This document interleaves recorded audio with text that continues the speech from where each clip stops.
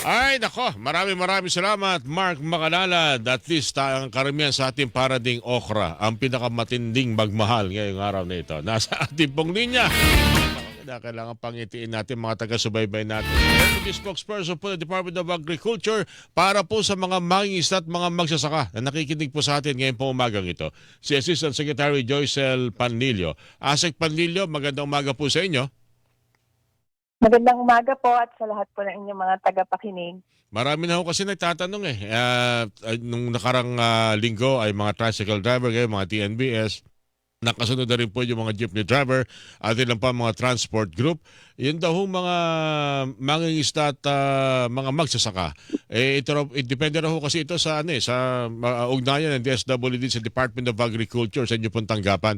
Kumusta na po itong planong pagbibigay po ng subsidy sa mga farmers and fishermen?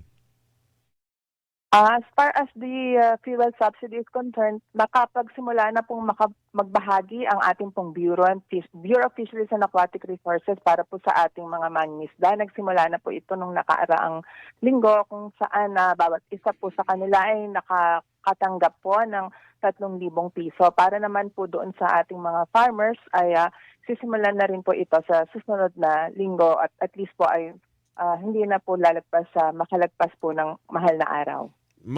Magkano ho ang plano ibigay ng fuel subsidy sa mga magsasaka, ASEC?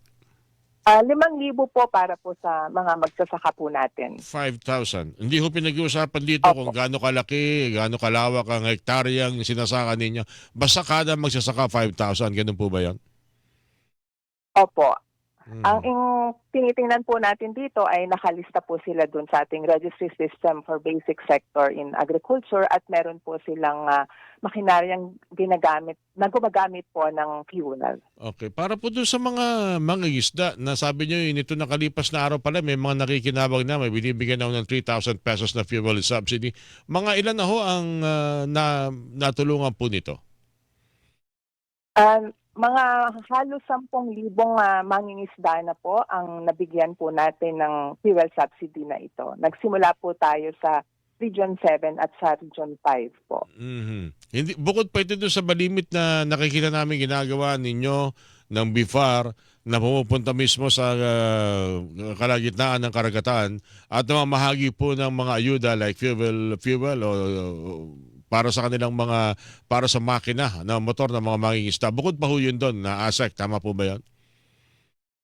Mm, yung fuel subsidy po, yun na Oo. po yun, yung sa fuel subsidy. Pero aside from the fuel subsidy, meron pa naman po tayong mga ibang interventions na binibigay sa kanila. Mhm. Yun po yung tuloy-tuloy, lalo na ho yung mga nangingisda ho sa atin dyan sa may bahagi ng Scarborough Shoal. Tuloy-tuloy naman po yung mga ibang interventions po ng DA, hindi lamang po sa mga mangingisda, pati po sa ating mga magsasaka. Para yung pamimigay po natin ng fuel subsidy, ito po ay bahagi lamang ng usual na tulong po na ibinibigay po ng kagawaran sa kanila. Alright. Meron pa ho, mga ilan pa ho yung target na bigyan ng ayuda sa bahagi po ng mga mangingisda, fisherman.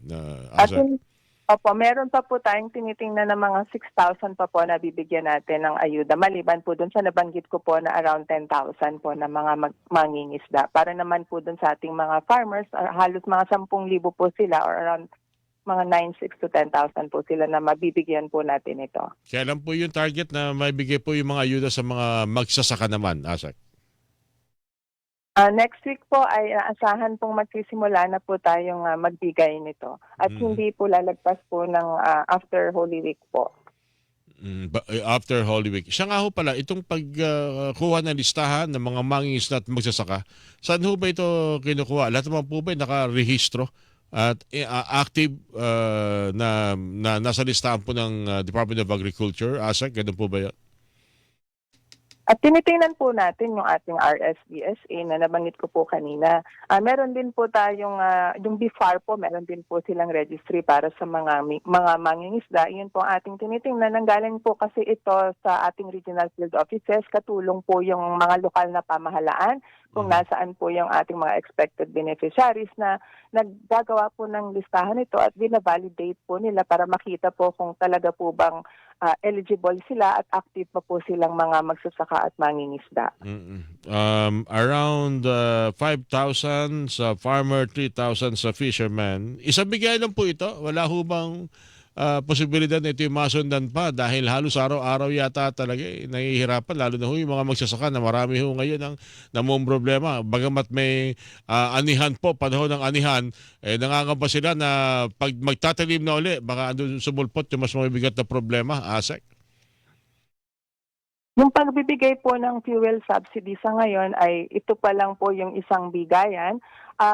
Titingnan po natin ang sitwasyon dahil pag nag-breach po yung presyo ng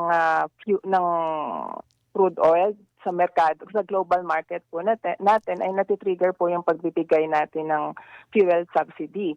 Kung sa mga darating na panahon po ay kailangan pa po silang mabigyan at may available po tayong pondo, ay posible naman po na magkaroon po na susunod na bigayan.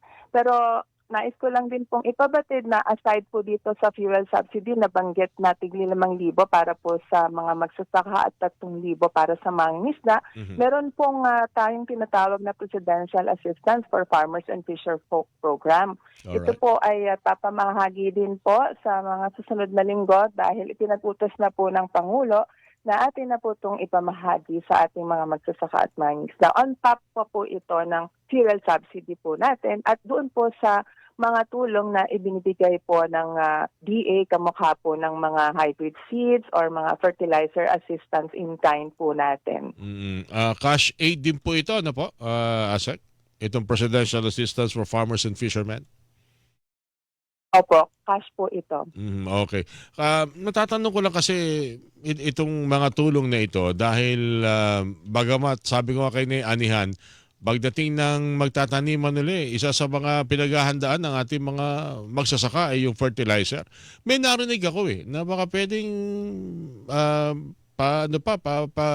palawakin pa at paunlarin yung paggagawa ng fertilizer na abono dito sa atin locally and binabanggit may mga organic nga lamang na maaaring gamitin.